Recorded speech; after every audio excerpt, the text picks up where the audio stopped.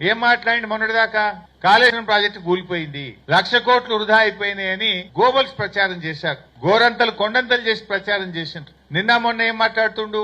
నిన్న మాట్లాడుతుండు ఆయన కాళేశ్వరం నుంచి 20 టీఎంసీల నీళ్లు హైదరాబాద్ మంచినీళ్లకు తీసుకుపోదాం, December 1st వీక్ లో టెండర్లు పిలవాలంటుండు. మరి కాళేశ్వరం కూలైపోయి 20 టీఎంసీల నీళ్లు హైదరాబాద్ ఎట్లా తీసుకుపోతా అంటున్నావు రేవంత్ రెడ్డి? నువ్వు మొన్నటిదాకా కాళేశ్వరం కూలైపోయింది, మొత్తం 1,00,000 కోట్లు నీళ్లలో గంగలు కలిసినాయి అన్నావు. నిన్నేమంటుండు?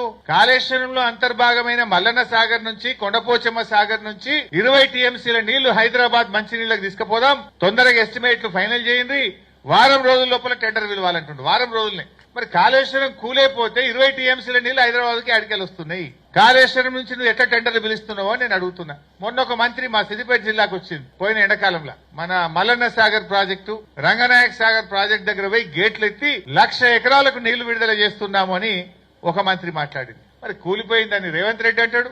ఒక మంత్రి గారు వచ్చేమో కాళేశ్వరంలో భాగంగా రంగనాయక సాగర్, మల్లన్న సాగర్ నుంచి ఈ వేసవి కాలంలో 2వ పంటకు 1,00,000 ఎకరాలకు నీళ్లు విడుదల చేస్తున్నా అని ఒక మంత్రి గారు చెప్పారు. వ్యవసాయ మంత్రి మొన్న ఢిల్లీకి పోయిండు. ఢిల్లీకి పోయి ఒక ఈ వ్యవసాయానికి సంబంధించినటువంటి సదస్సులో పాల్గొని గత 10 సంవత్సరాల్లో మా తెలంగాణ రాష్ట్రం అన్నపూర్ణగా ఎదిగింది, గత 10 ఏళ్లలో తెలంగాణలో ధాన్యం ఉత్పత్తులు బాగా పెరిగినాయని చెప్పిండు. వ్యవసాయ మంత్రి ఏమో 10 ఏళ్లలో తెలంగాణ అన్నపూర్ణ అయిందంటారు. ఇంకో మంత్రి ఏమో 1,00,000 ఎకరాలకు రంగనాయక సాగర్, మల్లన్న సాగర్కి వెళ్ళి నీళ్లు విడుదల చేస్తున్నా అని మల్లన్న సాగర్ గేట్లెత్తి, రంగనాయక సాగర్ గేట్లెత్తి నీళ్లు విడుదల చేసి నీళ్లు ఇస్తున్నా అంటారు. ఇక రేవంత్ రెడ్డి ఏమో కాళేశ్వరంలో భాగంగా ఉన్న మల్లన్న సాగర్, కొండపోచమ్మ సాగర్ నుంచి 20 టీఎంసీలు హైదరాబాద్ కు మంచినీళ్లు తీసుకుపోతా అంటాడు. ఇదే రేవంత్ రెడ్డి ఇంకేమంటుండు? మూసి పారిశుద్ధ్యాన్ని పారదోలడం కోసం కాళేశ్వరం ప్రాజెక్టు నుంచి 5 టీఎంసీల నీళ్లు తీసుకుపోయి మూసీ నదిని మొత్తం కూడా శుభ్రం చేస్తాం, గోదావరి జలాలను తీసుకుపోయి మూసీలో ఇడిస్తా అంటాడు.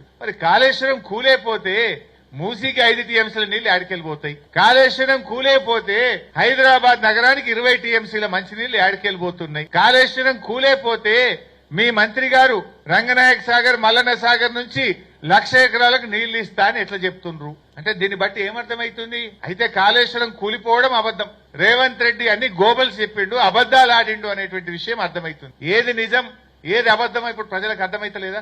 నిజం నిలకడ మీద తెలుస్తుంది అన్నట్టు కాళేశ్వరంలో కేవలం 29 కాంపోనెంట్లలో ఒక కాంపోనెంట్ లో 2 పిల్లర్లు మాత్రమే పోయినాయి. 29 కాంపోనెంట్లలో మేడిగడ్డ అనేది ఒక కాంపోనెంట్. ఆ మేడిగడ్డలో 156 పియర్స్ ఉంటే అందులో కేవలం 2 పియర్స్ మాత్రమే పోయినాయి. దానికి నువ్వు గోరంతలు కొండంతలు ప్రచారం చేసి గోబల్స్ ప్రచారం చేసినావు. ఇలా మల్లన్న సాగర్ ఇంటాక్ట్ ఉంది, రంగనాయక సాగర్ ఇంటాక్ట్ ఉంది.